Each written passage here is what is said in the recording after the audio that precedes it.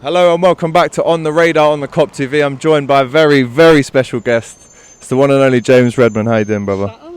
How are we? I'm Sarr, lad. How are you? Look at this. Can I just take a moment to appreciate, one, obviously the location, but two, the sunshine, James, because every time I come here, it's windy, it's raining, I'm in big coats. The amount of times I've been outside here in a big coat and a jumper, I'm boiling today. Lads, I love it. The weather is never usually ideal in Liverpool, but I will tell you now, since we have became the fucking Premier League champions, my mate, the European champions, and the champions of the world. Like, may I continue? You deserve to stop me there. The sun's just been out, and it's just been amazing. Liverpool's been positive. Everyone's happy. And you know what, lads? It's just boss. It's a great atmosphere, and you know what, lads? It's just not a better club to be around at the moment. And for days like this, you fucking live for it. Absolutely. We'll discuss transfers in a second, but obviously we can see as well the new Nike imagery outside the stadium, looking amazing. Tell us never. Are you a big fan of the new shirt? I'm not right to be dead honest. I thought for Nike standards this could have been just a tidgy bit better. But you know what though, I definitely can't say it's shit. I don't think it's shit in the slightest. I think it's very decent. I think some people are over exaggerating when they say, "Oh, it's fucking set." I think it's shit. You know the people that say it's green, they're like, "Oh, I can't believe green's in the shirt. We've got teal there." If we just cast our eyes to the red, teal and white crest where it says the Kop, no one can be surprised about this business. I'm a big fan personally. I've got to say I'm a big fan. So right, let's get into some transfer rumours. Obviously, we round up 3 names that are most likely to be going in or out of Anfield. One that's popped up today is Origi to Lazio. I mean, we've already rejected a bid from Aston Villa for Origi for 17 mil. I mean, I want double that for Origi. I don't care where he goes if we are going to sell him, but I want double that. Well, I'm not being funny. You know, one thing that we've realised with Origi is that he's a big game player. You know, and whether that's for a great club or not, he scored big goals in huge games. Unbelievable. And it's not even just like listen, players can go out and do whatever, but Origi will help a club like a Lazio or a smaller club of that stature. Origi's unbelievable, and for our squad, very helpful. More helpful than probably whatever rumoured sum is offered. I think who else are you going to get? Especially right now in this climate, just with the situation that's going on. Who else are you going to go out and get? There's not everyone's really free willing right now to go and just pack the bags up and leave to Liverpool, even though it's a great club and an amazing city. It's not just as easy as getting players right now. So the one thing that you need to focus on is probably keeping those backup players like Origi, because we saw that when the going gets tough and we have 1 or 2 players out, we've saw that he can turn up. Is he the best player going? No, he's not, but he can turn up, he can score big goals, and I think for that reason, don't be looking on just getting pennies. We're the champions of England, that's what we're talking about. We're the champions of the world.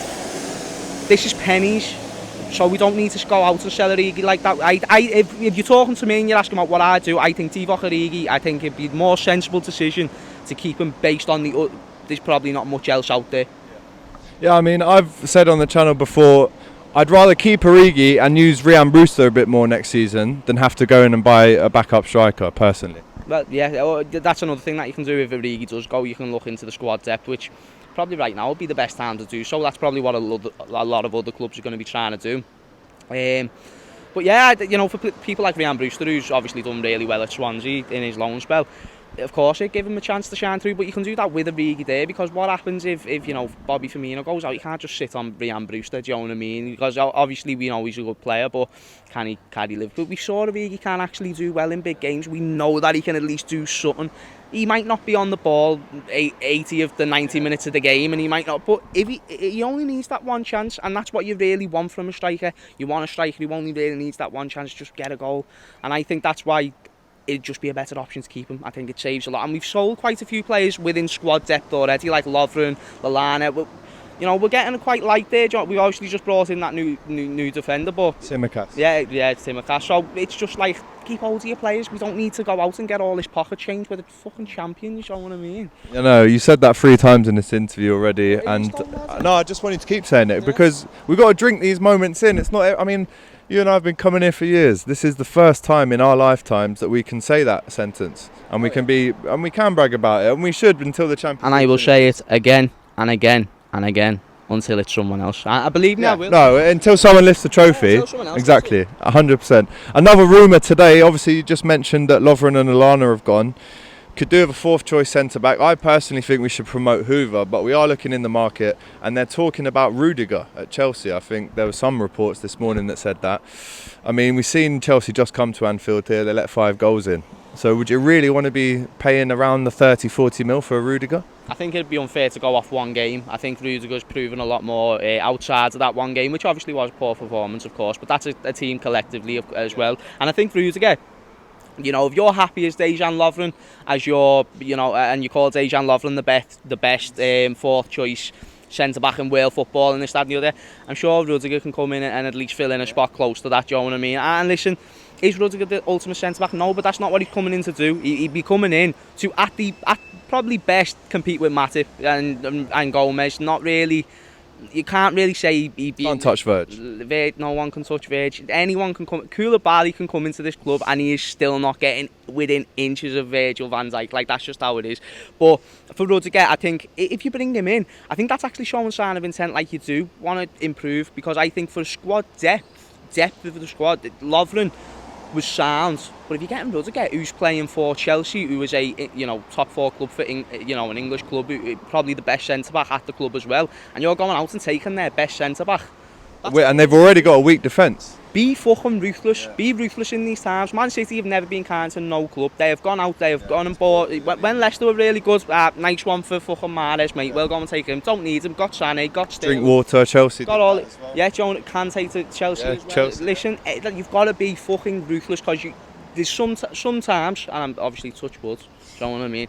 You sometimes only win that league once, and then it can take a while. As we knew last time, we fucking won it, you know what I mean? So while we've got it, while we are the champions of Europe, 4th time, champions of the fucking world, champions of England, go out and utilise that.